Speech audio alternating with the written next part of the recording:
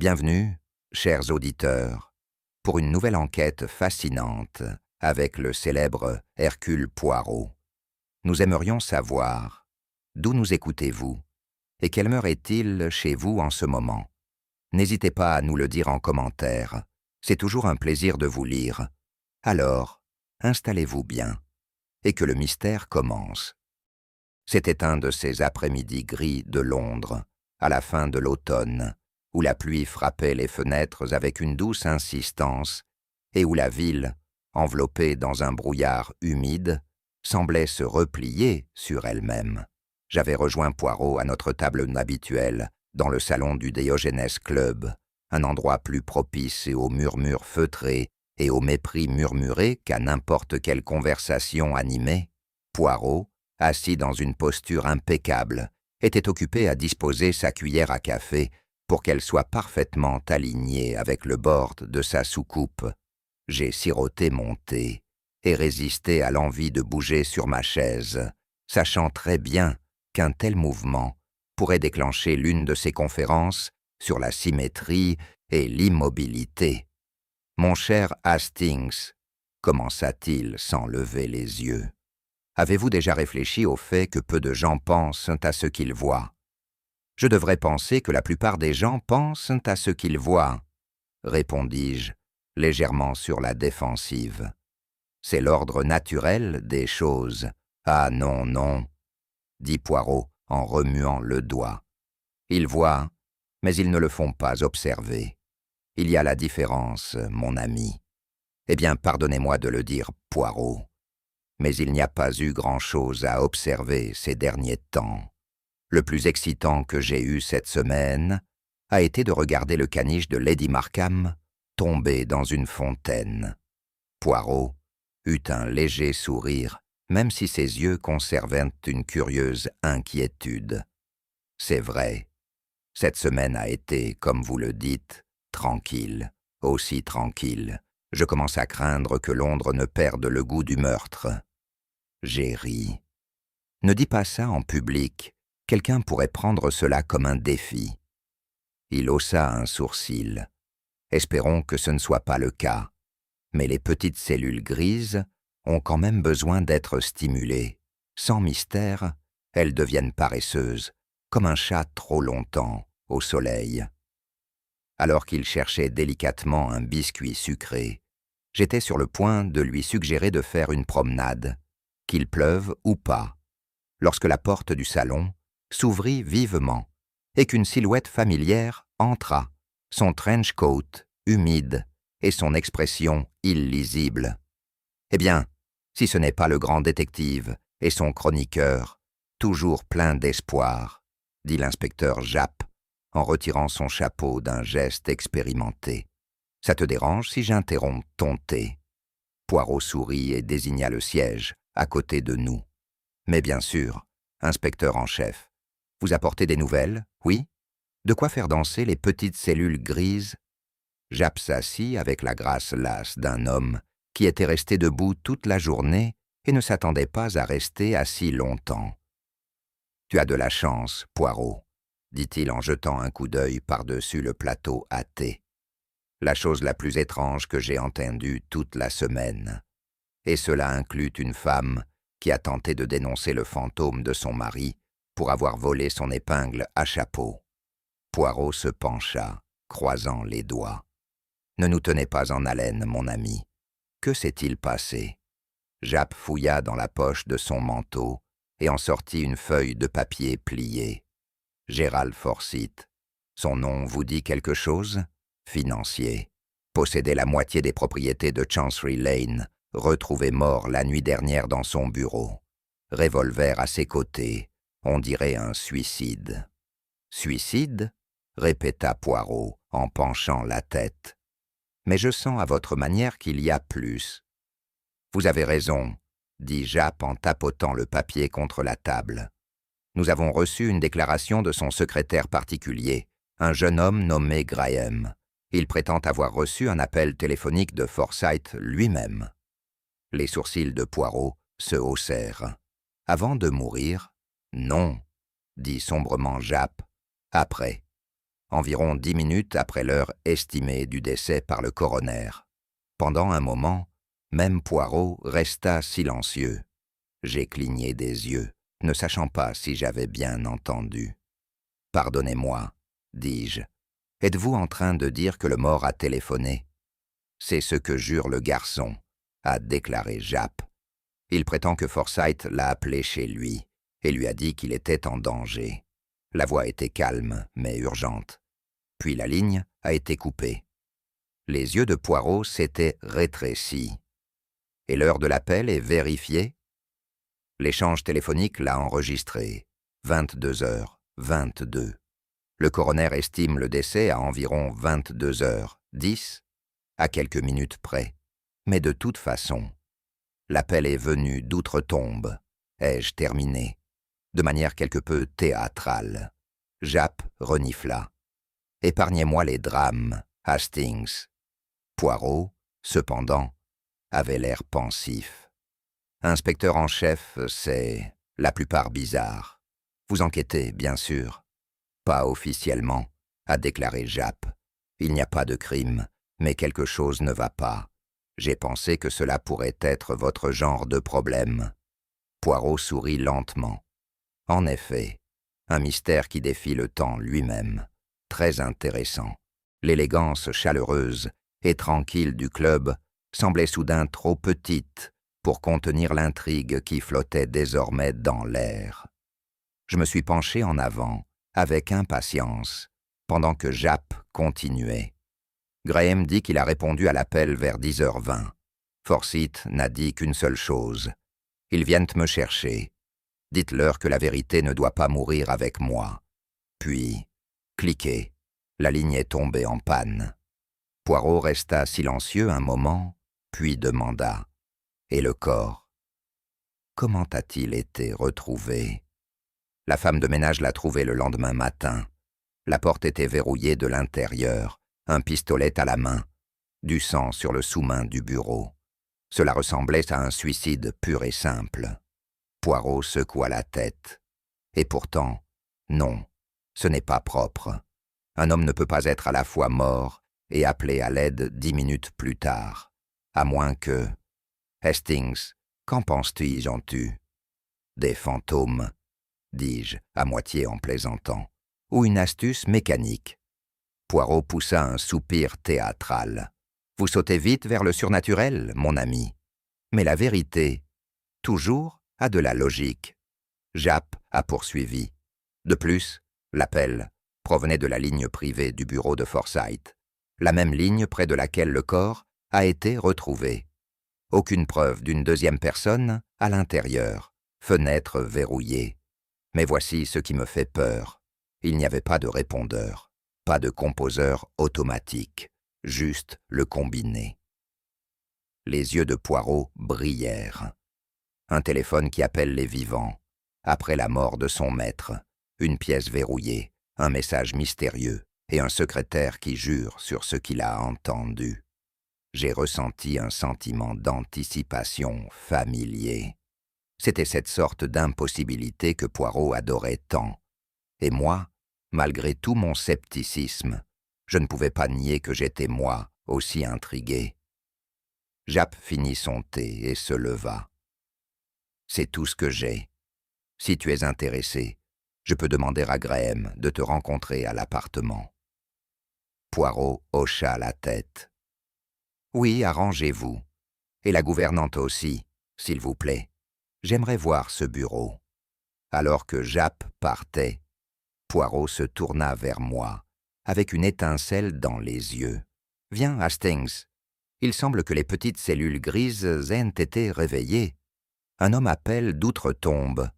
Et pourtant je soupçonne que la réponse ne réside pas dans des fantômes, mais dans une main très humaine. » J'ai légèrement frissonné, même si la pièce était chaude. Le jeu était en marche. Alors que Japp partait, son trench coat flottant comme une bannière défaite derrière lui, Poirot se pencha en arrière sur sa chaise, les doigts entrelacés, les yeux lointains mais illuminés de cette lueur familière et calculatrice.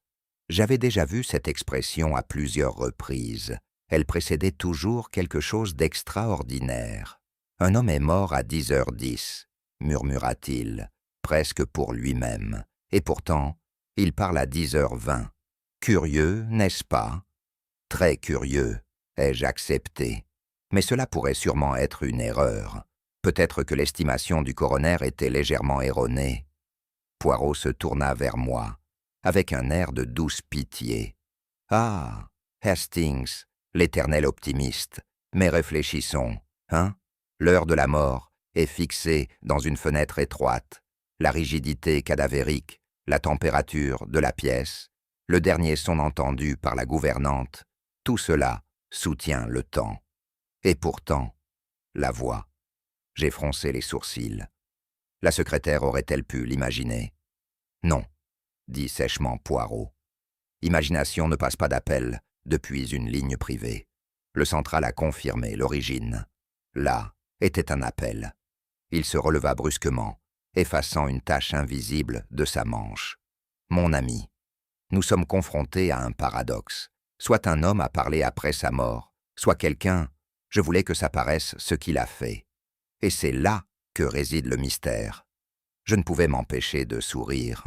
La léthargie de notre après-midi morne s'était évaporée, remplacée par ce sens passionnant du but que Poirot semblait porter comme une flamme.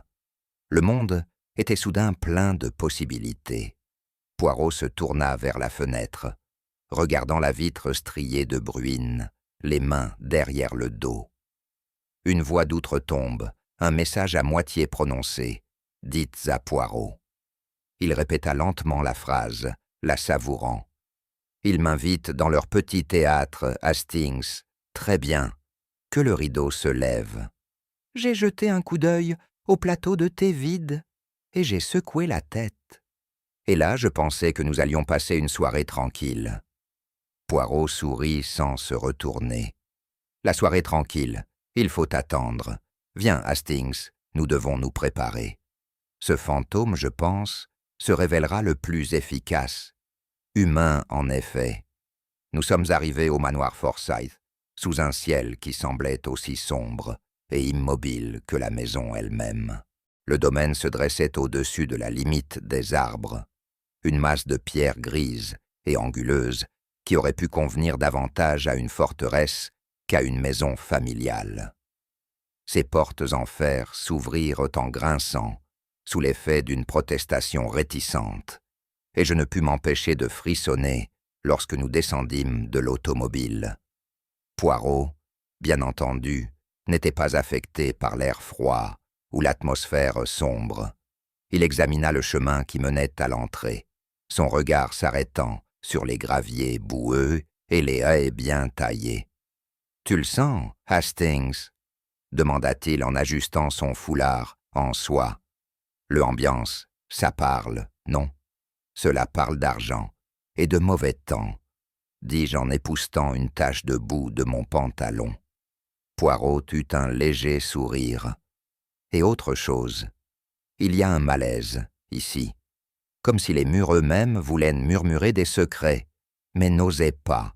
Nous avons été accueillis à la porte par la gouvernante, Madame Dalrymple, une grande femme au visage sévère, avec le genre de regard qui semblait capable de percer le granit. Elle nous conduisit au salon avec une vive efficacité, annonçant que la famille et les invités nous attendaient. J'ai admiré les environs, des tapis épais qui étouffaient nos pas, des boiseries sombres qui absorbèrent le peu de lumière filtrée par les hautes fenêtres. La maison était gelée, pas en température, mais en émotion, comme si quelque chose s'était fissuré et que les morceaux n'étaient pas encore retombés.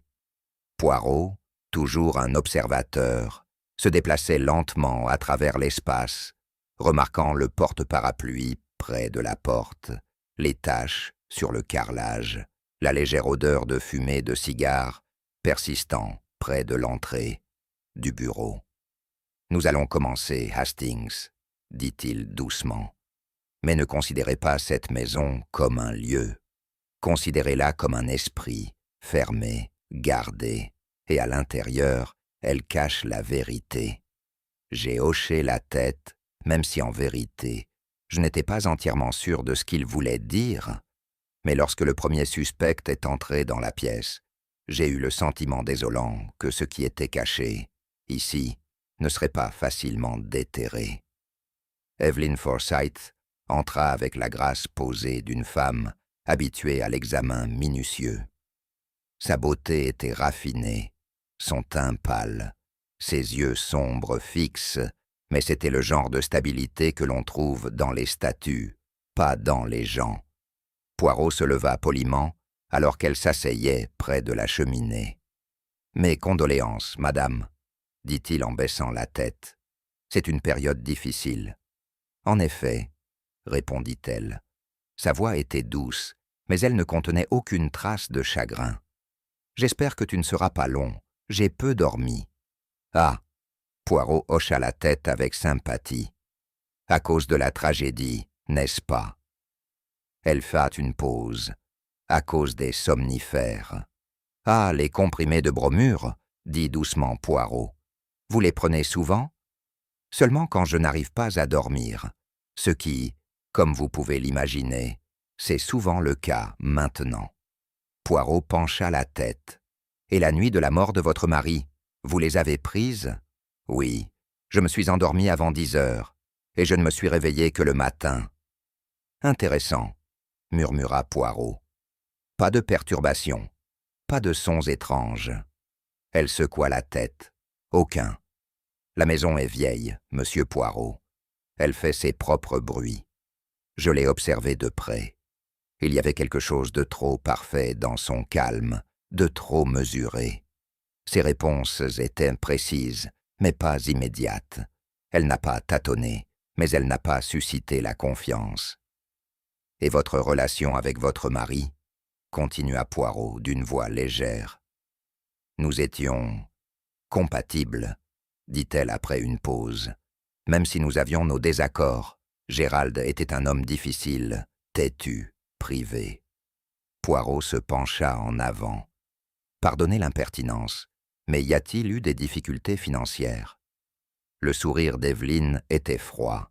« Pratiquement. Je suis assez indépendant financièrement. J'ai apporté des atouts considérables dans le mariage. »« Bien sûr, » dit Poirot. Puis il changea brusquement de tactique. « Vous connaissiez bien Monsieur Clive Denham ?»« Bien assez, » dit-elle d'un ton égal. Poirot jeta un coup d'œil à ses mains, délicatement pliées sur ses genoux. « Vous ne portez pas de bague de deuil ?» Elle baissa brièvement les yeux. « Je n'aime pas le symbolisme. » Poirot hocha la tête, très révélateur. Alors qu'elle s'apprêtait à partir, Poirot ne posa aucune autre question. Mais alors que la porte se refermait derrière elle, il se tourna vers moi. « Elle est composée, non ?»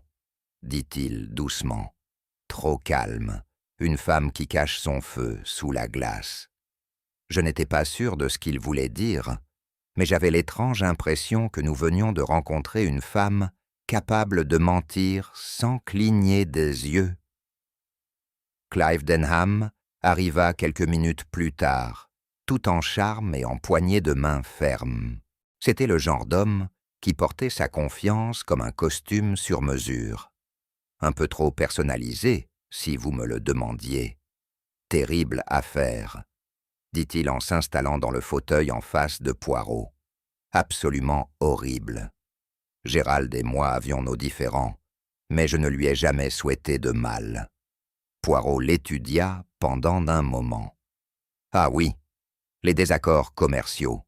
Vous étiez partenaires. »« D'une certaine manière, » répondit Clive. « Il était l'actionnaire majoritaire de Forsythe et Denham Investments. Nous avions des visions contradictoires de l'entreprise. »« Telles que ?» demanda doucement Poirot. Clive haussa les épaules avec désinvolture. Il était démodé, méfiant à l'égard de l'innovation. Je voulais me développer sur les marchés étrangers. Il pensait que c'était imprudent. « Et la nuit de sa mort, vous étiez dans votre club ?»« Le Belgrave », acquiesça Clive. « Je suis arrivé juste après le dîner. Je suis resté jusqu'à la fermeture. J'ai joué quelques mains de bridge, rien d'inhabituel. » Poirot se pencha en arrière. « Et vous avez été vu là-bas? Des témoins pour confirmer ?» Clive hésita. « Eh bien oui, le personnel m'a vu arriver. J'ai parlé avec l'un des portiers, et je suis sûr que quelques habitués s'en souviendront. » « Ah, mais le personnel. Il voit beaucoup de messieurs aller et venir. Se souviennent-ils, toi, monsieur Denham, ou un homme en manteau sombre sans nom précis ?» Clive se hérissa légèrement. « Je suis assez connu au club ?» Poirot sourit doucement. « Mais quand même, les horaires, il y a une certaine ambiguïté, n'est-ce pas ?»« Je suppose, » dit Clive, en se déplaçant sur son siège. « Mais qu'importe. Gérald est mort seul dans une pièce fermée à clé. »« Peut-être, » murmura Poirot. « Peut-être pas. » J'ai observé attentivement l'expression de Clive. Il était poli, mais quelque chose chez lui m'a frappé lors des répétitions. Trop près, trop composé, comme s'il avait relu ses lignes plusieurs fois de trop. En partant, Poirot se tourna vers moi. « Hastings, avez-vous remarqué la façon dont il évitait de nommer avec qui il dînait ?» Je pensais qu'il dînait seul. Poirot haussa un sourcil, juste ainsi. Et c'est ça, mon ami, qui le rend curieux. Pour un homme si sociable, il a peu de témoins. Marianne Forsyth n'était pas ce à quoi je m'attendais.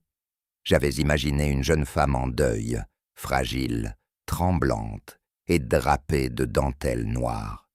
Ce que nous avons rencontré à la place était une silhouette aux angles vifs et aux yeux plus perçants, vêtue d'un manteau de laine vert foncé et de bottes qui portaient encore des traces de la terre humide du jardin.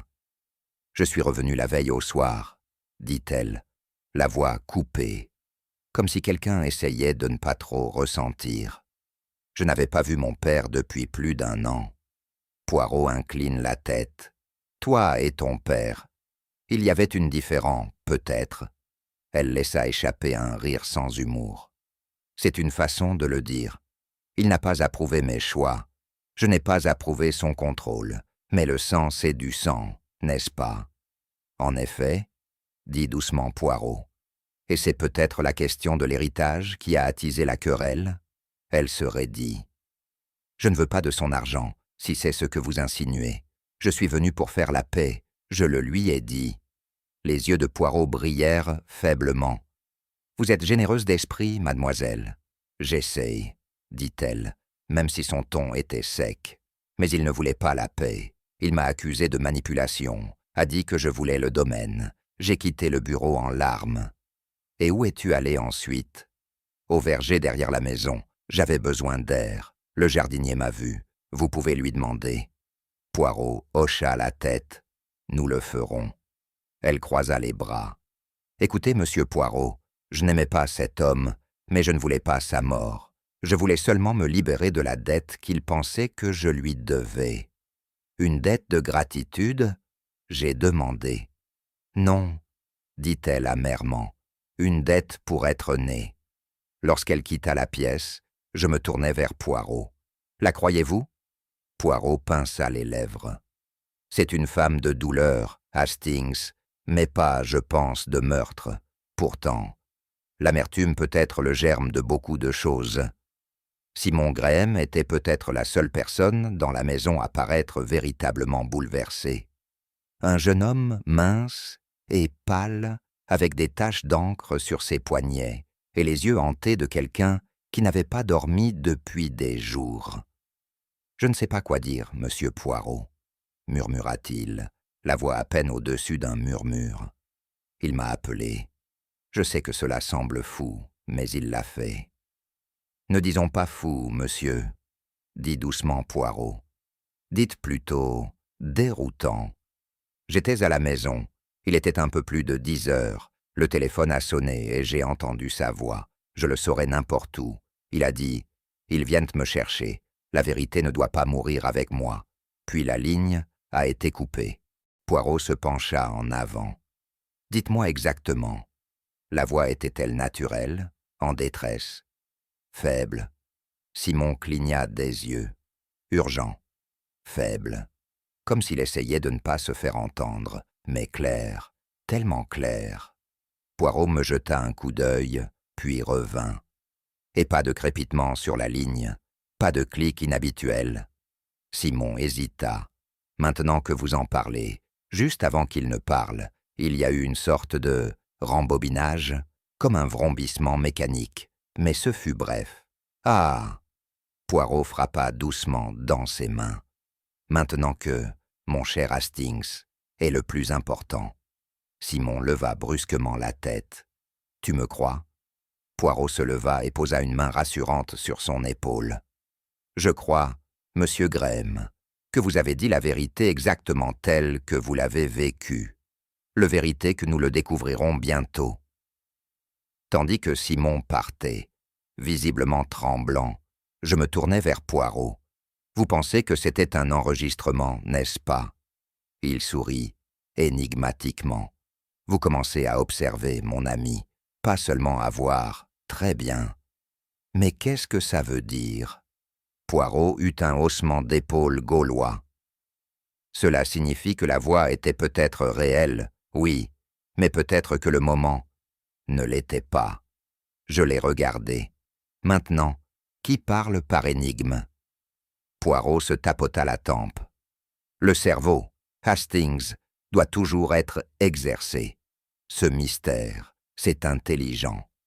Nous avons eu accès à l'étude de feu, Monsieur Forsyth, peu de temps après la fin des entretiens. C'était une pièce froide et ordonnée. Des étagères alignées sur 2 murs, un élégant bureau face à la fenêtre et un tapis perçant qui étouffait nos pas. L'odeur du tabac persistait encore légèrement. Poirot se déplaçait lentement, avec respect, comme s'il entrait dans une chambre sacrée. Observez, Hastings, tout reste intact. Sauf l'homme qui était assis ici, dis-je doucement. Poirot hocha la tête. Oui, et même dans la mort, il nous laisse une énigme. Il s'approcha de la cheminée et s'arrêta. Ah, l'horloge. J'ai suivi son regard. La montre au cadran en verre s'était arrêtée à 10h12. Coïncidence? J'ai demandé. Rarement, murmura-t-il. Cela suggère l'heure du décès, ou quelqu'un recherché, c'est pour suggérer cela. Il s'approche de la fenêtre. Remarquez le loquet, bien fermé. Mais la boue sur le rebord? J'ai regardé de plus près. Quelqu'un est entré par ici. Ou sorti, répondit Poirot. Viens, inspectons l'allée du jardin. Nous sommes sortis dans le froid humide, en suivant le sentier du jardin, qui faisait une boucle derrière le bureau. À mi-chemin, Poirot s'agenouilla et examina le sol. 2 séries d'empreintes de pas, dit-il. L'une appartient à une botte de jardinier à bande large, l'autre. Il fit une pause et plissa les yeux. Plus petit, plus léger. Pas le jardinier et pas Monsieur Forsyth. Vous pensez que quelqu'un est entré ici après que l'acte ait été accompli? Peut-être pour altérer la scène, dit Poirot, ou de le mettre en scène entièrement. Nous sommes rentrés dans le bureau. Alors que Poirot se dirigeait vers la cheminée, son regard aperçut quelque chose dans la grille. « Qu'est-ce que c'est ça ?» murmura-t-il. Il tendit la main avec une pince à épiler et en sortit un petit objet noirci. C'était une fine bande de fil de cuivre, partiellement carbonisé.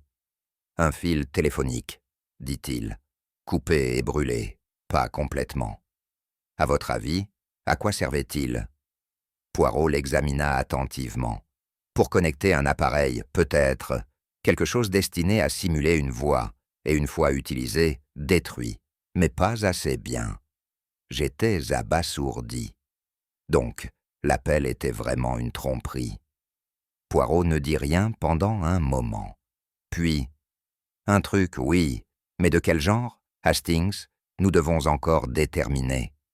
Ce fut Madame Dalrymple qui remarqua pour la première fois l'odeur, faible, âcre, dérivant comme un murmure dans le couloir, à l'extérieur du bureau.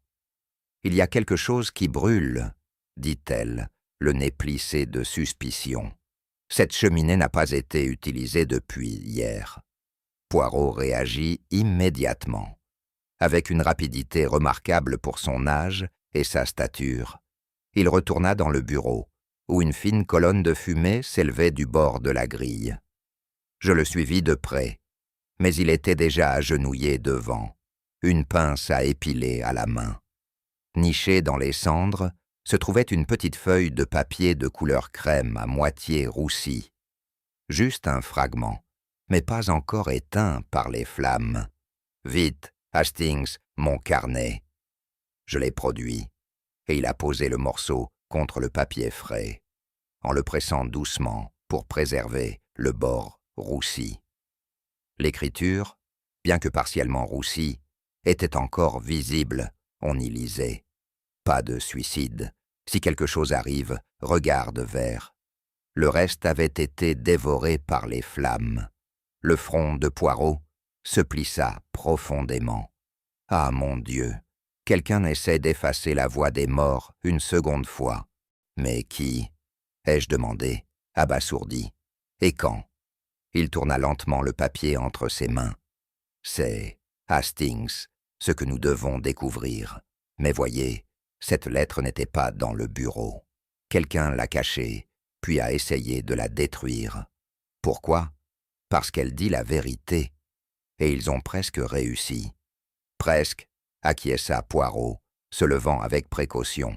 Mais tu vois, Hastings, la vérité a l'habitude tenace de survivre, en particulier quand on tente de le faire taire. Ses yeux brillaient entre la satisfaction et le défi. Enfin, dit-il doucement, le jeu commence à répondre. Nous étions encore en train d'examiner le morceau de papier récupéré lorsque Poirot demanda tout à coup « Dites-moi, Hastings, avez-vous remarqué quelque chose d'inhabituel à propos du papier ?» J'ai cligné des yeux. Cela ressemble à n'importe quel autre article de papeterie coûteux. Exactement. Mais Forsyth, c'était un être habitué. Son papier à lettres portait son monogramme. Celui-ci ne le porte pas. J'ai regardé à nouveau, cette fois de plus près. Il avait raison. Le papier ne portait ni filigrane, ni lettrage en relief, ni aucun signe de l'écusson personnel de Forsyth que j'avais vu plus tôt dans le tiroir de son bureau. Poirot se dirigea d'un pas vif vers le buffet où étaient rangés les documents d'écriture privés de Forsyth. Il récupéra l'une des feuilles gaufrées et la plaça à côté du fragment brûlé. « Tu vois, dit-il, pas la même chose, texture différente, poids différent. » Alors il ne l'a pas écrit. « Ah !» Poirot sourit faiblement. « Ou il ne l'a pas écrite ici, c'est la clé. » Il ouvrit la mallette qui avait appartenu auparavant à Clive Denham, laissée distraitement sur une chaise d'appoint. Poirot a produit une feuille presque identique de l'intérieur, portant la même texture plate, la même absence de filigrane. Ce papier, Hastings, ne vient pas du bureau du mort, mais des mains du vivant. Tu veux dire, Clive l'a écrit. Je veux dire, dit gravement Poirot, que cette confession, si commodément à moitié brûlée, n'a jamais été écrite par Forsyth. Elle a été fabriquée, créée pour tromper. Pour faire passer cela pour un suicide? Exactement. Mais le diable, comme toujours, est dans les détails. On ne peut pas simuler le passé sans oublier ses habitudes. Poirot tenait les deux draps en l'air comme des preuves dans une salle d'audience. Et ici, mon ami, réside la première preuve que le suicide est un mensonge. Nous avons retrouvé Evelyn Forsyth dans la salle du matin, cette fois assise devant un petit écritoire, feuilletant la correspondance avec des mains gantées. Elle se leva lentement lorsque nous entrâmes, son sang-froid toujours aussi posé. « Madame Forsyth, » commença Poirot avec sa gravité courtoise habituelle. « Pardonnez l'intrusion. Il n'y a que quelques détails que j'aimerais comprendre avec plus de clarté. » Elle désigna gracieusement une chaise. « Bien sûr, monsieur Poirot, je vous aiderai autant que je peux. Poirot s'inclina et s'assit, croisant soigneusement les jambes. Vous nous avez dit auparavant que vous aviez pris votre retraite tôt la nuit du décès de votre mari, aidé par des somnifères. Oui, je l'ai déjà expliqué. En effet, mais vous n'avez pas mentionné qui les a prescrits. Elle hésita légèrement. Docteur Pike, ils sont assez doux. Je ne les prends pas régulièrement. Poirot hocha la tête pensivement. Et pourtant, madame, ils sont assez forts pour vous empêcher de vous réveiller. Même dans la tourmente, ses lèvres se sont amincies. Êtes-vous en train de suggérer que j'ai entendu quelque chose et que je l'ai ignoré? Non, non. Je suggère seulement que le sommeil, lorsqu'il est vraiment profond, est difficile à atteindre, à moins d'être profondément en paix ou profondément distrait. Ses doigts, gantés de cuir fin, frappèrent une fois contre l'accoudoir. Les yeux de Poirot se tournèrent vers eux. « Pardon, madame, » dit-il tout à coup, « mais vos gants ne vous gênent-ils pas à l'intérieur ?» Elle baissa les yeux, surprise.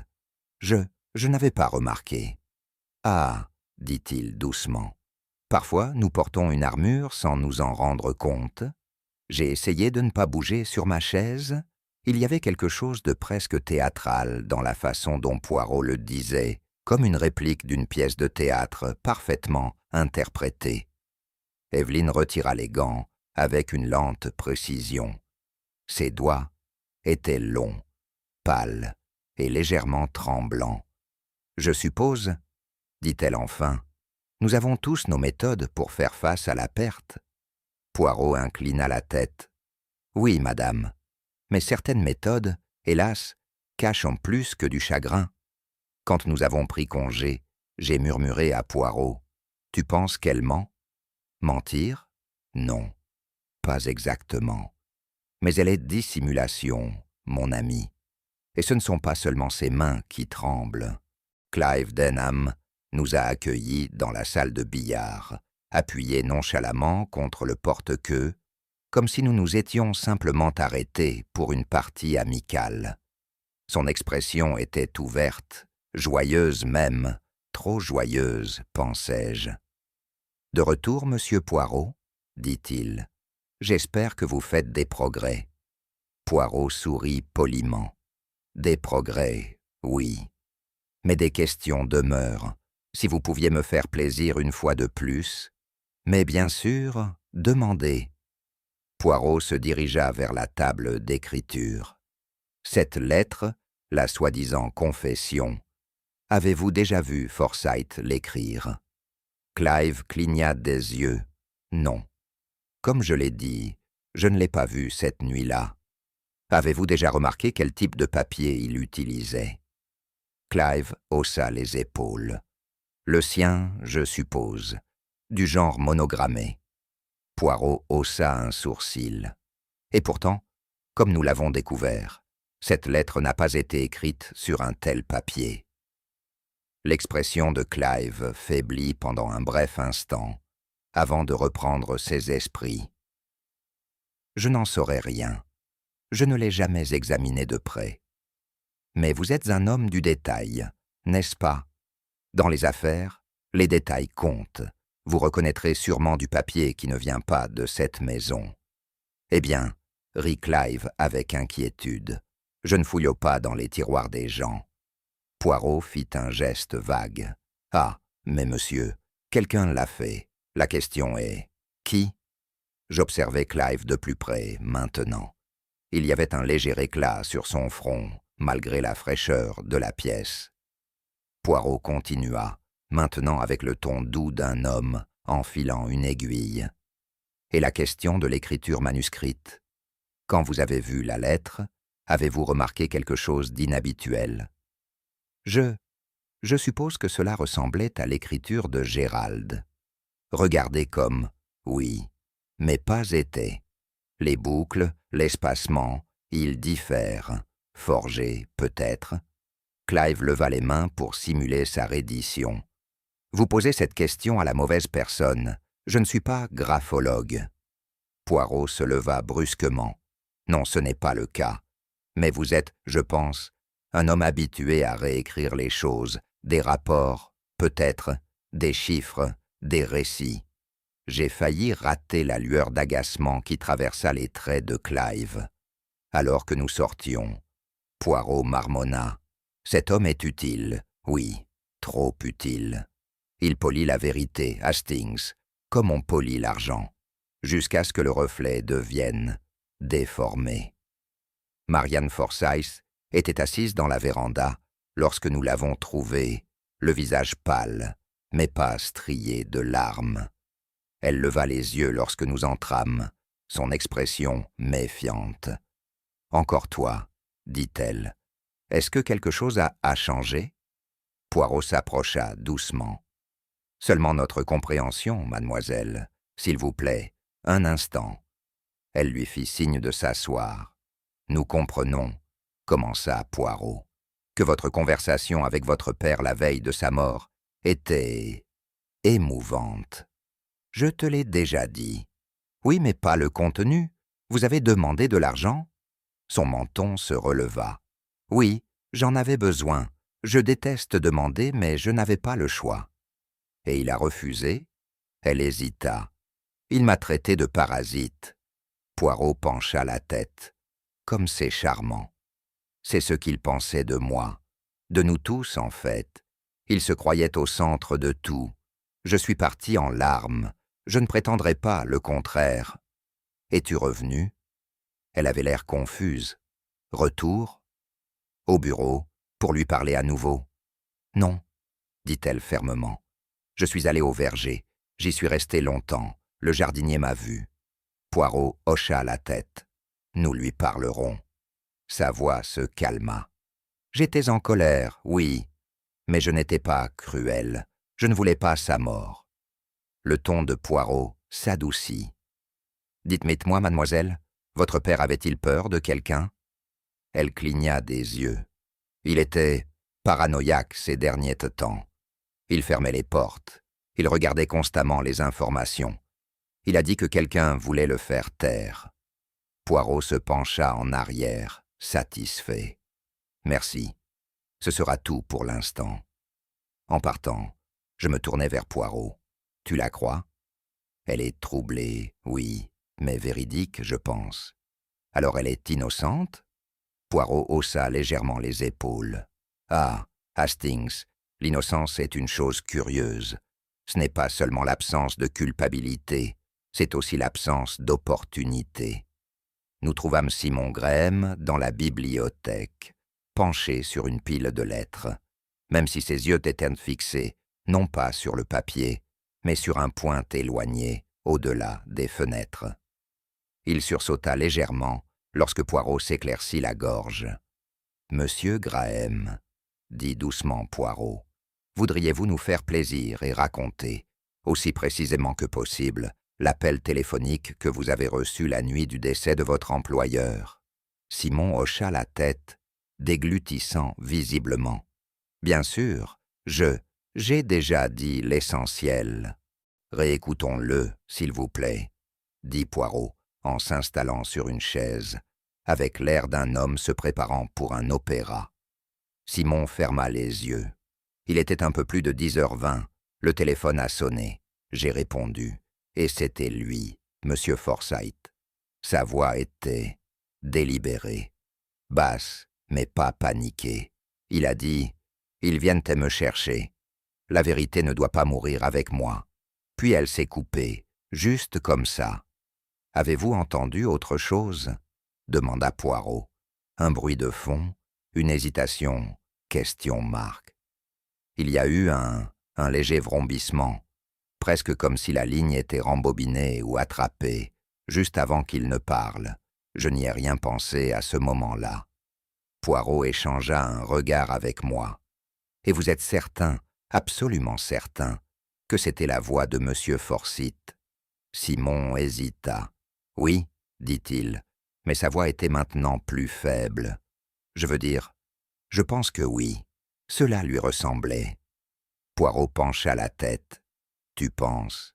Mais plutôt, vous en étiez certain. » Les mains de Simon se crispèrent sur ses genoux. J'étais sous le choc. Je le suis toujours, si je suis honnête. Il faisait noir. Il était tard. Peut-être que je voulais croire que c'était lui. J'ai étudié le jeune homme plus attentivement à présent. Son visage était devenu plus blanc, et un éclat de sueur perlait sur sa lèvre supérieure. Quand nous avons quitté la pièce, j'ai murmuré à Poirot. « Tu penses qu'il ment ?» Poirot répondit doucement. « Non, mais il a peur. Peut-être de ce qu'il sait, ou de ce qu'il s'est permis de croire. La peur, Hastings, elle fait voir des fantômes, même aux hommes honnêtes. Madame Dalrymple a été trouvée dans l'arrière-cuisine, donnant des instructions rapides à une femme de chambre qui semblait entièrement intimidée par sa présence. Lorsque Poirot lui demanda un moment de son temps, elle hocha brièvement la tête et nous conduisit au hall des domestiques. « Bien ?» dit-elle en croisant les bras. « Et maintenant ?» Poirot incline poliment la tête. « Madame, vous avez mentionné précédemment que vous aviez entendu des voix élevées venant du bureau la nuit du décès de M. Forsyth. »« Je l'ai fait, » dit-elle, « vers 10 heures, juste avant d'aller me coucher. Et vous êtes sûr que c'était l'étude ? » ?»« Positif. La porte était fermée, mais j'ai entendu la voix de M. Forsyth et une autre, étouffée, mais en colère. » Poirot hocha la tête. « Et avez-vous entendu quelque chose après ? » ?»« Un bang, peut-être. » Elle hésita. « Non, rien. Je suis monté tout droit. Je n'ai entendu aucun bruit jusqu'au matin. »« Curieux, » murmura Poirot. Madame Dalrymple plissa les yeux. « Pourquoi ? » ?»« Parce que Madame Forsyth prétend qu'elle s'est endormie avant 10 heures, après avoir pris ses somnifères. » La gouvernante poussa un petit reniflement moqueur. Somnifères ou pas, je l'ai vu descendre les escaliers à 10h10, les cheveux tout épinglés, portant son châle. Elle s'est arrêtée près de la porte du bureau, a écouté, puis s'est retournée et s'est dirigée vers la véranda. J'ai senti mes sourcils se lever. « Tu en es certain ? » ?»« Certain comme le lever du soleil, » a déclaré Madame Dalrymple. Elle m'a vu au pied des escaliers et m'a lancé un regard comme si je venais de la surprendre, en train d'écouter. Le regard de Poirot devint perçant. « Et vous n'en avez pas parlé plus tôt ?» La femme renifla. « Je ne pensais pas que c'était pertinent. Je pensais qu'elle était juste curieuse. » Poirot sourit faiblement. « Oh, mais c'est très pertinent, madame. » Alors que nous retournions dans le couloir, je me tournai vers lui. Alors Evelyne était réveillée ? Elle a menti à propos de son sommeil. Oui, Hastings, et si elle mentait à ce sujet, sur quoi d'autre pourrait-elle mentir ? Il fit une pause, puis ajouta pensivement, la vérité, il commence à se briser, morceau par morceau, mais bientôt, il se réassemblera, comme un miroir brisé retrouvé entier. C'était la fin de l'après-midi lorsque Poirot demanda à retourner au bureau. La lumière brillait en longues barres dorées à travers les hautes fenêtres, projetant des ombres sur les meubles ornés. Il s'est arrêté près de la cheminée, au même endroit où il avait découvert la lettre partiellement brûlée, plus tôt, au cours de notre enquête. « Quelque chose me trouble encore, Hastings, » murmura-t-il, en s'accroupissant et en inspectant à nouveau les cendres avec beaucoup de délicatesse. « Qu'est-ce qu'il y a maintenant ?» demandai-je en regardant par-dessus son épaule, même si je ne voyais rien d'autre que du charbon noirci et le léger contour de la grille. Poirot sortit ses pinces, une paire si polie qu'elles auraient non pu appartenir à la trousse d'un chirurgien, et commença à trier doucement les débris. « Ah !» s'exclama-t-il soudain, et d'un coup triomphal, il sortit un petit morceau de fil de cuivre à moitié fondu.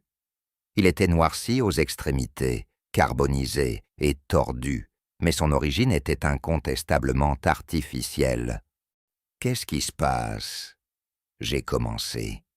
Poirot se leva, le tenant en l'air. « Mon ami, Ce n'est pas un déchet d'incendie ordinaire. C'est une preuve.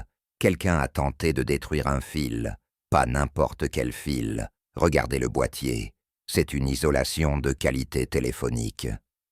Mais pourquoi y aurait-il un fil téléphonique dans la cheminée? La moustache de Poirot se contracta. Parce qu'il ne faut pas le trouver n'importe où du tout. Son existence même est suspecte. Quelqu'un a utilisé ce fil, probablement pour connecter un appareil à la ligne téléphonique. Peut-être un enregistreur, peut-être un joueur, mais certainement quelque chose qui permettrait à la voix d'un mort de parler depuis l'au-delà. J'ai regardé le fil, abasourdi. Et une fois qu'il a rempli son objectif, il a été réduit en cendres, une tentative amateur d'effacer le truc. La voix de Poirot baissa. Mais le feu, Hastings, il ne nettoie pas toujours complètement. Parfois, il révèle. Il a placé le fil brûlé dans une enveloppe scellée. Maintenant, nous avons le mobile, la méthode et la manipulation. Mais nous n'avons pas encore de confession. Pour cela, il se tourna vers la porte. Nous devons inviter qu'il nous mente, une dernière fois. Nous nous sommes attardés dans le bureau alors que le crépuscule se pressait doucement contre les fenêtres. Poirot s'était immobile, fixant une fois de plus l'horloge ornée sur la cheminée, ses aiguilles toujours fixées à 10h12. « C'est curieux, n'est-ce pas ?» dit-il doucement. L'horloge, l'heure de la mort, la grande illusion. J'ai suivi son regard. Vous pensez qu'il a été falsifié? Poirot incline la tête. Réfléchissons. La gouvernante entend des voix. Peu avant 10h, la veuve prétend s'être endormie à ce moment-là, même si nous savons maintenant que ce n'est pas vrai. L'appel téléphonique est reçu à 10h22, mais le coroner dit que Forsyth est décédé à 10h10, et l'horloge s'arrête à 10h12. J'ai froncé les sourcils. Alors la question est, quand est-il vraiment mort? Non, dit Poirot en tapotant la cheminée avec un geste dramatique. La question est, qui voulait qu'on pense qu'il est mort à 22h10? Qui a manipulé la chronologie pour cacher ses propres mouvements? Vous voyez, Hastings, le temps n'est pas simplement le passage de minutes, c'est un récit, celui qui peut être écrit. Il se pencha plus près de l'horloge arrêtée. Cet appareil, il ne s'est pas arrêté par hasard. Il a été installé. Il a été conçu pour marquer un moment qui servirait l'histoire de quelqu'un. Une histoire d'alibi, d'absence, d'innocence. Il se redressa, les yeux brillants. Et maintenant, mon ami, nous sommes très proches. Quelqu'un dans cette maison a raconté une histoire autour du silence d'un homme mort. Mais ils n'ont pas tenu compte de l'esprit agité d'Hercule Poirot. Le lendemain matin, Poirot convoqua toute la maisonnée dans le grand salon. Evelyne entra la première, drapée de soie et de givre. Clive Denham le suivit, toujours confiant, même s'il y avait une légère tension autour de sa bouche. Marianne arriva la dernière, les bras croisés, les yeux méfiants. Même la gouvernante se tenait dans l'embrasure de la porte, les bras croisés, la bouche pincée. Poirot se tenait près de la cheminée, les mains derrière le dos, ne regardant pas elle, mais la pièce elle-même. « Mesdames et messieurs, commença-t-il d'une voix claire et sans hâte, je vous ai invité ici parce que je crois qu'il est temps de revenir sur les événements de cette nuit. Mais cette fois, pas par le souvenir, par le reconstruction. » Une ondulation traversa la pièce. Je demanderai à chacun de mimer ses mouvements à l'heure précise en question. Chaque mot, chaque pas, et nous verrons peut-être ce qui a été oublié ou ce qui a été caché. Il fit un petit salut élégant. Pour l'instant, laissons la chambre parler à nouveau. Il s'est tourné vers moi et a ajouté doucement « Maintenant, nous verrons, Hastings, qui brise le premier. » C'était une soirée humide et maussade, lorsque Poirot convoqua la maison pour se rassembler dans le bureau, la pièce même où Gérald Forsyth avait rendu son dernier souffle. La cheminée avait été rallumée, projetant une lumière vacillante sur les murs en acajou, sculptés et lambrissés. Les ombres dansaient sur les visages tendus. L'atmosphère était pleine de malaise. Evelyn entra la première, posée et sculpturale, son expression illisible. Marianne le suivit, les bras croisés, la mâchoire serrée. Clive Denham est arrivé avec son air de charme habituel, même si l'éclat de sa confiance s'estompait sur les bords. Simon Graham avait l'air pâle et incertain. Madame Dalrymple flânait près de la porte, les yeux plissés, les bras croisés.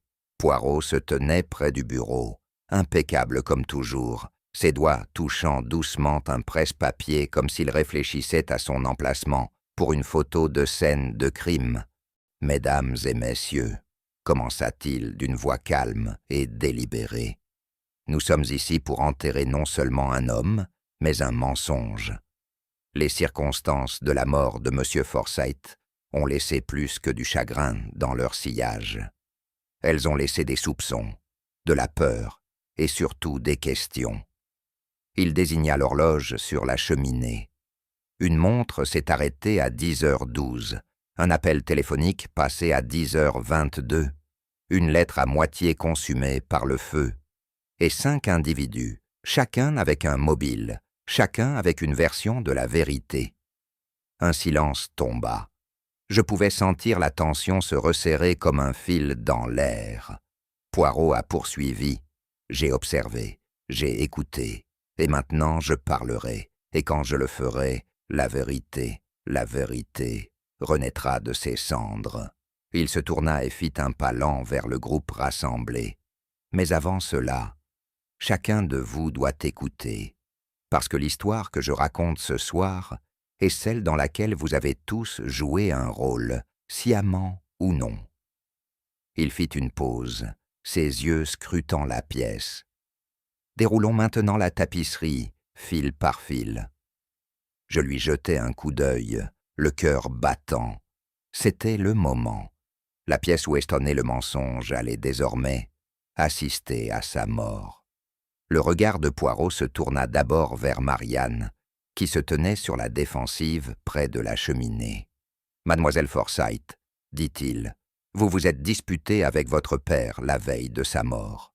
Vous lui avez demandé de l'argent. Vous êtes partie en larmes. » Elle ouvrit la bouche, mais il leva un doigt. « Vous étiez en colère? Oui, mais vous ne l'avez pas tué. Votre alibi est confirmé par le jardinier. Il vous a vu entrer dans le verger, seul, et n'en revenir qu'après minuit. » Ses yeux s'écarquillèrent de surprise. « Tu me crois? »« J'observe, mademoiselle, » répondit-il. « Vous êtes impulsif, mais pas calculateur. Vous n'aviez aucune opportunité de commettre ce crime. Et votre chagrin, ce n'était pas pratique, il était réel. » Il se tourna alors dramatiquement vers Evelyn. « Madame Forsyth, dit-il doucement, votre histoire est plus nuancée. Vous prétendiez avoir dormi sous l'influence de somnifères. » Ses lèvres s'entr'ouvrirent, mais encore une fois, il l'arrêta avec une paume levée. « Sauf que votre propre femme de ménage vous a vu descendre l'escalier à 10h10. Vous vous êtes arrêté devant le bureau de votre mari. Vous écoutez. »« Je... » commença-t-elle, hésitante. « Mais vous n'êtes pas entré, » a déclaré Poirot. « Parce que vous craigniez la confrontation? Ou la découverte? Non, madame, parce que vous ne faisiez pas partie du plan. Vous étiez, en fait, avec votre amant. » Un halètement aigu retentit chez Simon Graham. Le visage d'Evelyn se figea. « C'est une ignoble accusation. » »« Ce n'est pas une accusation, c'est la vérité, confirmée par le détective privé que j'ai engagé hier. » J'ai cligné des yeux de surprise. « Vous avez engagé un détective privé ?» Poirot eut un petit sourire. « Mais bien sûr, Hastings, on ne peut pas se fier uniquement aux cellules grises lorsque le cœur est impliqué. Evelyne détourna le regard, la mâchoire serrée. « Vous avez menti, madame, non pas pour vous protéger de la culpabilité, mais du scandale. Vous n'étiez pas dans le bureau. Vous n'étiez pas la dernière personne à voir votre mari vivant. » Le ton de Poirot changea, plus doux maintenant. Vous ne l'avez pas tué, mais votre absence a créé le silence parfait. Il pivota vers Simon Graham. Vous, monsieur, avez reçu l'appel téléphonique, la voix du mort, à 10h22. Simon hocha nerveusement la tête. Oui, je te l'ai dit. Tu m'as dit que c'était sa voix. Mais ce matin encore, tu as admis que peut-être ce n'était pas le cas. La voix de Poirot devint plus aiguë. Cette hésitation, monsieur, c'est la fissure de votre histoire. Vous entendez une voix, mais pas en temps réel. Vous avez entendu une lecture? La pièce resta immobile. Il se tourna vers le bureau, où se trouvait une mallette apparemment anodine. Lentement, Poirot l'ouvrit. À l'intérieur se trouvait un magnétophone à bobine. « Mesdames et messieurs, dit-il doucement, le mort a parlé, mais pas depuis la tombe, mais depuis une machine. » Poirot se tourna vers l'assemblée silencieuse, se tenant maintenant derrière le bureau, une main posée doucement sur la machine à bobine, comme s'il s'agissait d'une relique sacrée. C'est, comme on dit en Belgique, le cœur de l'affaire. C'est le cœur du problème, dit-il solennellement. L'appel téléphonique, la voix du mort. Un sentiment de malaise passa parmi les suspects. Les bras de Clive Denham étaient trop croisés. Simon regardait l'enregistreur comme s'il allait reprendre vie. Poirot a poursuivi. Nous l'avons considéré comme la vérité, parce que cela a été entendu, parce que cela a été enregistré, parce que cela a été cru. Mais mes amis, croyance est une chose fragile. Il peut être façonné, poussé, voire fabriqué. Il fit signe à la machine. Cet appareil a été utilisé pour lire un enregistrement réalisé par M. Forsyth avant sa mort. Une inspiration collective suivit ces paroles. Oui, fait volontairement. Non, fait sous la contrainte. Ce n'était pas un message final de désespoir. C'était une performance, imposée sous la menace d'une arme. On lui a fait dire « Ils viennent me chercher. La vérité ne doit pas mourir avec moi. » Quelle poésie, n'est-ce pas? Presque trop dramatique, presque écrit. Poirot regarda directement Simon. Et puis, c'était toi, monsieur Graham, qui a reçu l'appel, joué à la perfection. Simon ouvrit la bouche, mais Poirot leva la main. Ne vous inquiétez pas. Je ne vous accuse pas de complicité, mais seulement d'être un participant involontaire. Il se tourna, les yeux plissés vers Clive Denham. L'enregistrement a été placé ici, connecté à la ligne téléphonique avec le fil que nous avons trouvé carbonisé dans la cheminée. À 10h22 précise, Clive Denham a utilisé la ligne supplémentaire pour appeler Simon et faire jouer la cassette, comme si Forsyth lui-même avait passé un appel d'outre-tombe. Clive laissa échapper un faible soupir, mais ne dit rien. Poirot poursuivit. Et pourquoi? Parce que Clive Denham était désespéré. Ses transactions financières, voyez-vous, n'étaient pas seulement ambitieuses. Elles étaient frauduleuses. Forsyth l'a découvert. Il avait rassemblé des preuves. Il était prêt à le signaler. Poirot souleva une page du bureau, un des registres de Forsyth. Cette page, qui manquait par hasard jusqu'à ce matin, révèle des incohérences, des transferts importants vers des comptes contrôlés par Denham. Face à la ruine, Clive a confronté son partenaire. Il l'a forcé à enregistrer le message, il l'a assassiné et a organisé un suicide. Il fit une pause, laissant les mots tomber dans le silence. Et quand le corps a été retrouvé, il semblait propre, croyable, sauf une chose. Il montra l'horloge.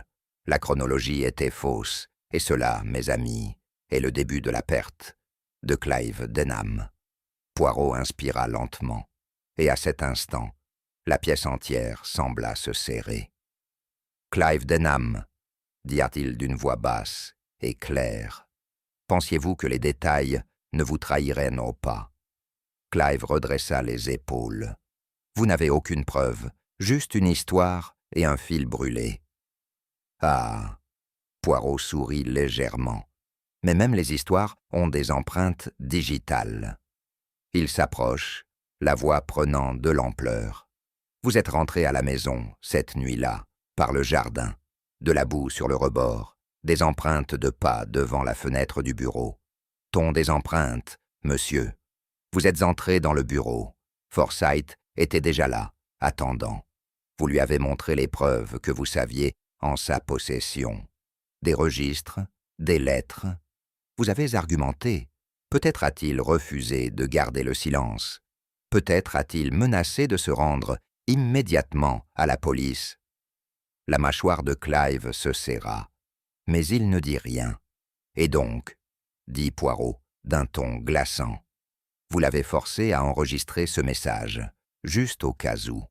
Une voix, ne s'adressant à personne en particulier, mais suffisamment pour créer de la confusion. Assez pour que les gens se demandent quand et comment. Il est mort. Poirot désigna le fil. Vous avez connecté le joueur à la ligne téléphonique. Ensuite, vous lui avez tiré dessus. Vous avez cassé l'horloge pour suggérer l'heure de la mort. Vous vous êtes échappé par la fenêtre, laissant derrière vous votre trace boueuse. Poirot se tenait désormais à quelques mètres de lui. Mais vous avez oublié, monsieur, que rien n'est jamais vraiment effacé. Pas le fil brûlé, pas le papier de votre mallette, pas la chronologie, soigneusement construite, mais maladroitement maintenue. La façade de Clive a commencé à se fissurer. L'inclinaison suffisante de son menton vacilla. Ses mains se resserrèrent sur ses côtés. La voix de Poirot baissa. Gerald Forsyth était un homme difficile, mais il vous faisait confiance, et vous avez utilisé cette confiance pour le faire taire. Commença Clive, mais sa voix faiblit. Poirot se tourna légèrement, s'adressant à la pièce. « Mesdames et messieurs, l'homme que vous voyez devant vous n'a pas commis de crime passionnel. Il a commis un crime de préservation. Il n'a pas assassiné par haine, mais par peur d'être exposé, de honte. » Les poings de Clive se desserrèrent. Sa voix, lorsqu'elle revint, était plus douce.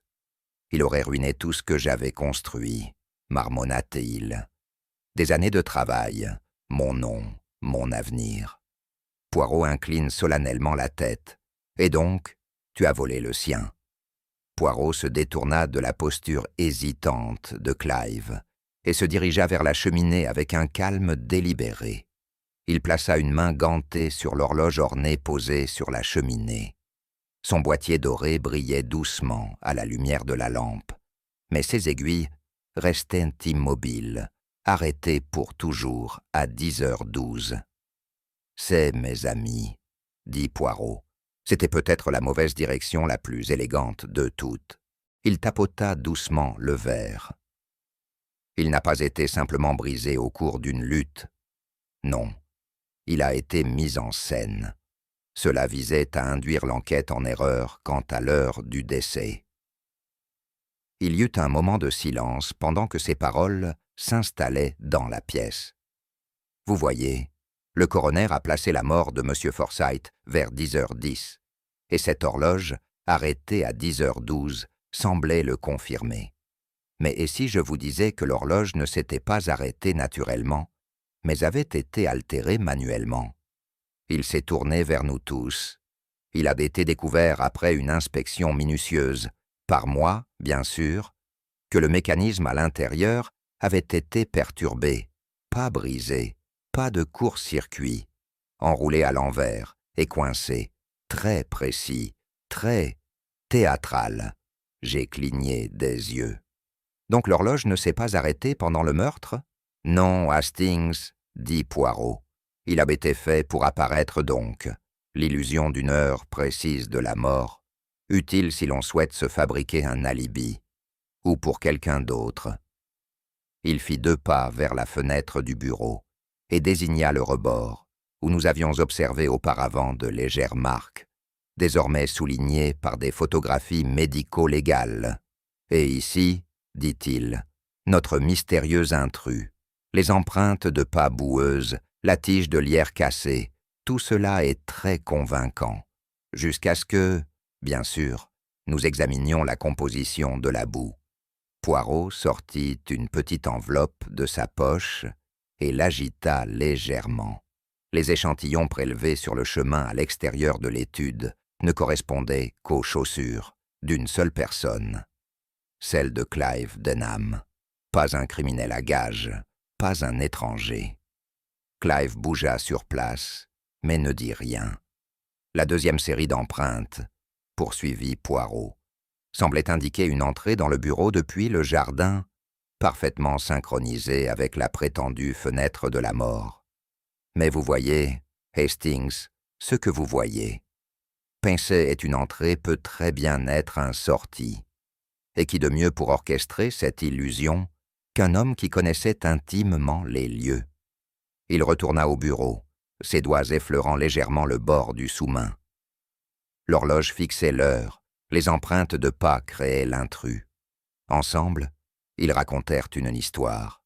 Mais c'était une histoire, n'est-ce pas? Une fiction écrite dans la boue et le laiton. Poirot se tourna vers le groupe, d'une voix basse et définitive. Et comme toutes les fictions, ça s'effondre quand on vérifie les détails.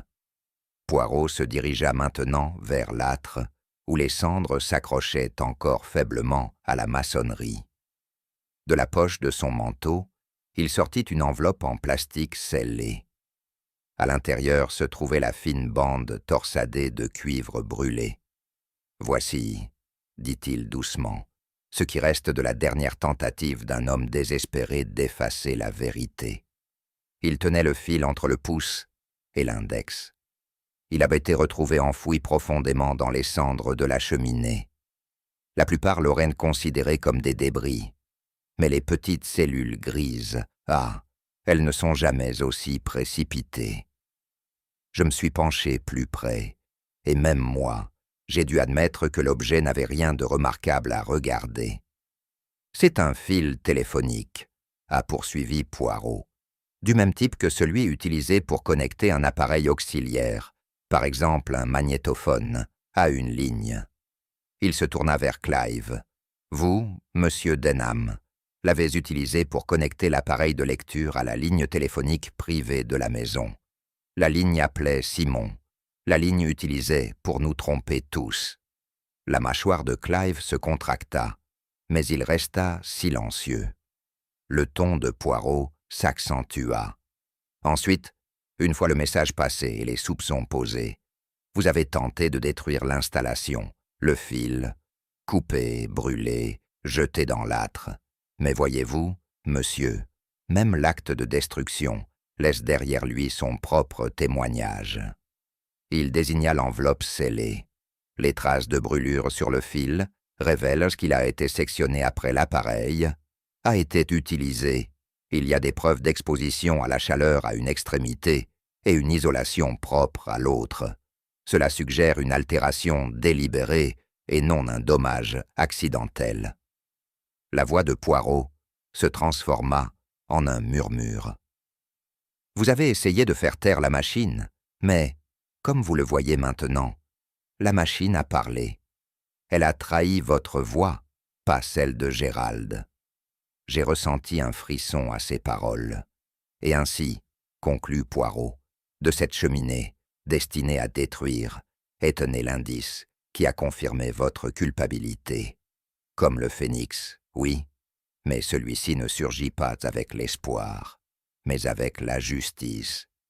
Poirot se tourna vers la bibliothèque derrière le bureau, où des volumes de registres et de textes juridiques étaient alignés en ordre. Il passa une main sur les tranches jusqu'à ce qu'elle vienne se poser sur un panneau inoffensif de bois poli. Il le tapota doucement, 1, 2 fois, puis appuya vers l'intérieur. Avec un léger clic, le panneau s'est libéré. Il y eut une inspiration collective dans la pièce, tandis que Poirot ouvrait lentement la section, révélant un compartiment étroit derrière les livres. Niché à l'intérieur, tel un serpent endormi, se trouvait l'enregistreur bobine à bobine, manquant. « Voilà », annonça doucement Poirot, sa voix touchée par la solennité, la voix des morts, soigneusement cachée par la main des vivants. Il retira l'appareil et le posa sur le bureau. Avec soin, il rembobina la bobine. « Écoutons encore une fois », a-t-il dit. La pièce retint son souffle tandis que Poirot appuyait sur le bouton de lecture. La bande siffla, puis crépita. Et puis, ils viennent me chercher.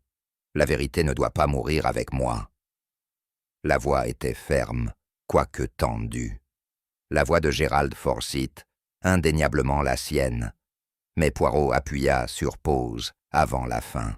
« Il y a plus », dit-il doucement. Une dernière ligne, presque inaudible, oubliée dans la panique, mais pas par moi. Il rembobine légèrement, ajustant le volume. Cette fois, nous avons entendu. Dites-le à Poirot, mais ne laissez pas Clive entendre ça, il va me tuer. Un silence tomba plus lourd que jamais. Poirot recula, laissant les mots résonner dans le silence chargé. « Vous voyez » dit-il doucement. Même dans la mort, l'homme a essayé de parler. Et à la fin, il a réussi. Clive Denham resta immobile un moment. Son visage, toujours haut, aussi calme, s'était effondré en quelque chose de presque méconnaissable. Fini le charmant partenaire, le clubman confiant. Ce qui restait était un homme acculé par la vérité. Il poussa un long soupir, rauque. « Je ne voulais pas », commença-t-il, mais la phrase s'effaça dès qu'elle sortit de sa bouche. Poirot ne dit rien. Il croisa simplement les mains devant lui et attendit, l'expression illisible. Clive baissa les yeux vers le sol. « Il a dit qu'il irait à la police », murmura-t-il. « Il a dit qu'il avait tout, des papiers, des lettres, des preuves. » Cet air suffisant sur son visage, comme s'il avait déjà gagné. Je l'ai supplié de reconsidérer sa décision, d'attendre. Il ne le ferait pas. Il a dit que j'avais détruit l'intégrité de l'entreprise. Sa voix se brisa. Je ne pouvais pas tout perdre, pas après l'avoir construit à partir de zéro. J'ai paniqué. L'enregistreur était dans son bureau. Je l'ai vu. Je lui ai fait enregistrer quelque chose, juste au cas où, pour gagner du temps, pour induire en erreur. Il jeta un coup d'œil aux autres. Je pensais que si cela ressemblait à un suicide, je serais en sécurité. Je ne comptais pas sur la découverte du fil, les empreintes de pas, l'horloge. Poirot pencha la tête. « Vous avez créé une belle illusion, monsieur Denham. Mais les illusions s'estompent. La vérité persiste. » Clive enfouit son visage dans ses mains. « Je suis désolé, » dit-il. « Je ne voulais pas le tuer. Je voulais juste une issue. » La voix de Poirot était calme. « Il y a toujours une issue, monsieur, mais pas toujours sans frais. » L'inspecteur Japp, qui était resté silencieux sur le seuil jusqu'à présent, s'avança. « Ça fera l'affaire, Denham. » Il posa une main ferme sur l'épaule de Clive. Alors qu'on le conduisait hors de la pièce, le silence resta. Poirot se tourna vers moi, l'expression douce. « Vous voyez, Hastings, le meurtre n'est jamais qu'un instant. C'est une chaîne. Chaque maillon est forgé par la peur. » La pièce resta totalement silencieuse après les derniers mots de Clive, comme si même les murs absorbaient le poids de la vérité. Le feu était faible dans la cheminée, projetant des reflets dorés sur la grandeur, désormais fanée du bureau Forsyth. L'inspecteur Japp s'avança avec un calme lent et mesuré. Il n'y avait pas d'éclat dramatique, Pas de cri de « Vous êtes en état d'arrestation ». Juste la formalité tranquille et indubitable d'un homme qui avait fait cela trop de fois. « Clive Denham », dit-il à voix basse, « je vous mets en état d'arrestation pour le meurtre de Gerald Forsyth. » Clive n'a pas protesté, il n'a pas supplié ni plaidé. Il ferma simplement les yeux et baissa la tête. « Aurez-vous besoin d'une déclaration ?» demanda-t-il d'une voix rauque. Japp fit un bref signe de tête. « À la gare !» Les épaules de Clive s'affaissèrent. Le masque de civilité qu'il avait porté tout au long de l'enquête s'était désormais effondré. La chambre, qui avait appartenu à son partenaire, ressemblait désormais à un tombeau. Non pas celui d'un homme, mais celui de l'ambition, du désespoir, de la réputation. « Je pensais pouvoir le contenir, » dit-il, plus pour lui-même que pour n'importe qui d'autre. Mais ça a grandi. Le mensonge s'agrandit toujours. Poirot ne dit rien. Il regarda simplement, les mains jointes derrière le dos, pendant que Japp conduisait Clive hors de la pièce. Il n'y avait aucune satisfaction dans son regard, seulement une douce mélancolie. Lorsque la porte se referma derrière eux, je rompis enfin le silence. « Eh bien, dis-je doucement, c'est ça. » Poirot se tourna vers moi, avec un regard que je n'arrivais pas à déchiffrer. « Oui, Hastings, » dit-il, « c'est tout. Mais nous ne devons jamais confondre résolution et réconfort. Un homme est mort, un autre détruit. C'est une tragédie. » J'acquiesçai, inquiet malgré la clarté de la justice. « Et pourtant, » ajouta Poirot, « il y a encore une chose à expliquer, mon ami. Un tout petit détail. Si petit, cela a changé le cours de toute l'affaire. » J'ai cligné des yeux. « Un autre indice ?» Il sourit faiblement. « Le d'abord, indice. Viens, Hastings, prenons notre thé, et je vous dirai tout. » Nous nous sommes assis dans le petit salon adjacent au salon, un plateau de thé fumant et de scones disposés entre nous. Poirot versa délicatement. Ses mouvements étaient précis, comme s'il résolvait un crime en ajoutant juste un morceau de sucre, pas de lait. Tout a commencé, Hastings, non pas avec l'horloge ou les empreintes de pas, dit-il en remuant avec précaution, mais avec une hésitation. Une hésitation, répétai-je, déconcerté. Oui, de la part de M. Graham, le secrétaire. Lorsqu'il a répété la citation qu'il avait entendue de M. Forsyth, le supposé dernier appel téléphonique, il a fait une pause, pas de façon spectaculaire, pas évidemment, mais perceptiblement. Je fronçai les sourcils, essayant de me souvenir du moment. Il a dit « Ils viennent pour moi. La vérité ne doit pas mourir avec moi. » Mais il y a eu le moindre changement de ton avant la seconde période. Ça veut dire quoi? Poirot posa sa tasse. Cela signifiait que la phrase était composée de 2 segments, et non d'un seul. Une coupure naturelle, quelque chose qui se produit rarement lorsque l'on parle sous la contrainte, à moins, bien sûr, qu'il s'agisse d'un enregistrement, un message conçu, répété. Il se pencha légèrement en arrière. Cette pause, mon ami, ne venait pas de la voix des morts, mais du machine. Je me suis assis en avant. Le bruit du rembobinage? Précisément. Lorsque j'ai demandé des détails à Simon, il a mentionné un vrombissement avant que la voix ne commence. Il pensait que c'était statique. Mais pour moi, c'était le son d'une bande, enroulée en arrière, juste assez pour placer le message au bon endroit. Poirot sortit un petit cahier de sa poche de poitrine et l'ouvrit. J'ai pris note le jour même. Si la voix était préenregistrée, alors le crime était prémédité. Pas de panique, seulement de la précision. Vous voyez, Hastings, la maison entière a été construite sur l'illusion, le temps, les mobiles et même le chagrin. Mais cela pose la moindre hésitation à révéler la main derrière le rideau. Il fit une pause, souriant tendrement. Les petites choses, elles sont tout. Je me rassis sur ma chaise, abasourdi. Alors tu soupçonnais Clive depuis le tout début? Je soupçonnais un dramaturge, a déclaré Poirot avec une lueur dans les yeux. Celui qui construit des scènes, établit des dialogues, manipule le public. Et Clive a joué ce rôle. En effet, les autres avaient des secrets, oui, mais seul Clive avait un scénario. J'ai poussé un faible sifflement. Pourtant, tu l'as gardé proche. Il haussa un sourcil. M'aurais-tu cru, Hastings, si je l'avais déclaré coupable sans preuve? Non, il ne suffit pas de soupçonner. Il faut permettre à la vérité de se dévoiler.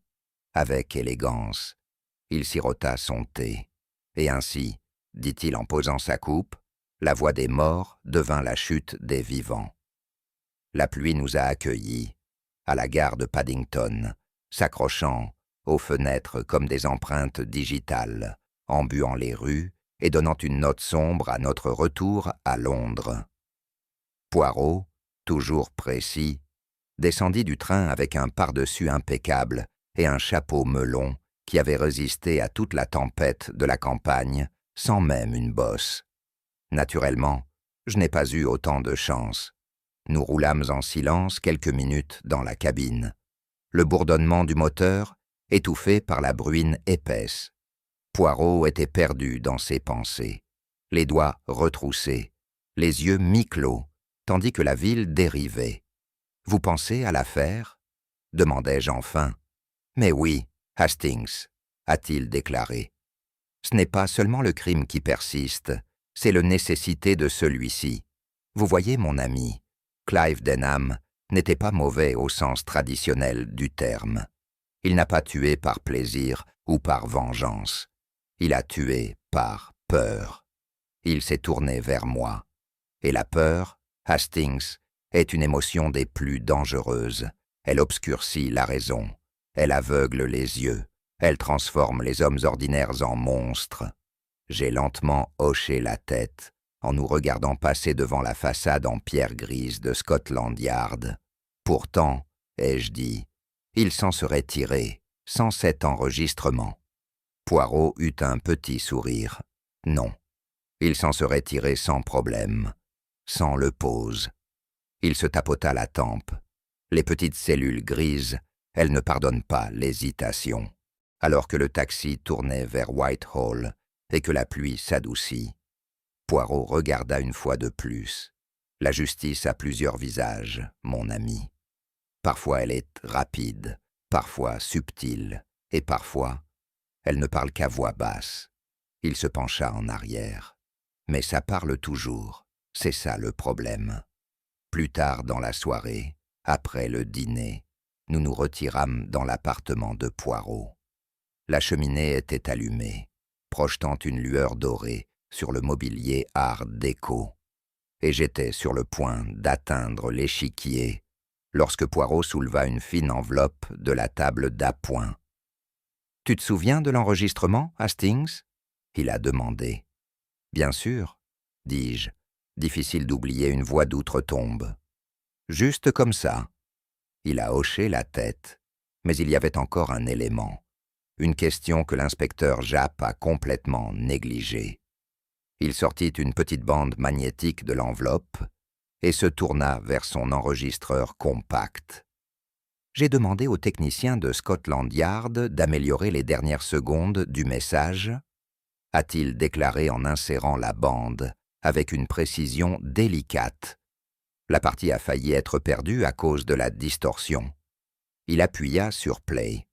Un crépitement, statique, puis la voix familière de Gerald Forsyth, déjà faible et tendue.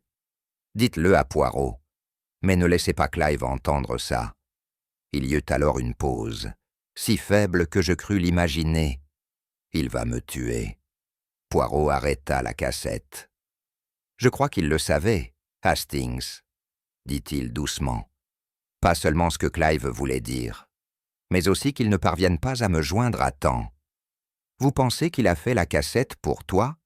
Oui, Un message à travers le temps, à travers la mort. J'ai ressenti un frisson malgré le feu. Poirot posa le ruban adhésif de côté, le bout des doigts, posé doucement dessus. Il ne pouvait pas arrêter Clive, mais il m'a fait confiance pour terminer ce qu'il ne pouvait pas. J'ai regardé le joueur, et tu l'as fait. Poirot fit un petit signe de tête. Mais ce n'est pas souvent, Hastings, dit-il doucement, qu'un homme donne son dernier souffle, non pas pour se venger, mais pour la justice. Plus tard, alors que nous étions assis dans le calme de l'appartement, le feu diminuant et la nuit approchant, Poirot se versa une tasse de tisane et regarda pensivement ses profondeurs ambrées. « Vous savez, Hastings, dit-il, malgré toutes nos astuces et déductions astucieuses, c'est souvent le voix qui contient la vérité. Je l'ai regardé avec curiosité. Tu veux dire les aveux? Non, pas la voix qui est forte, celle qui est calme, celui qu'on a failli rater, comme le murmure de Forsyth. Il sirota la tisane avec beaucoup de précaution. Les morts ne mentent pas, Hastings, mais ils ne parlent pas toujours clairement. Parfois, la vérité arrive par fragments, des pauses, un fil brûlé, un scintillement sur une cassette. Il posa doucement la tasse, mais ça vient toujours.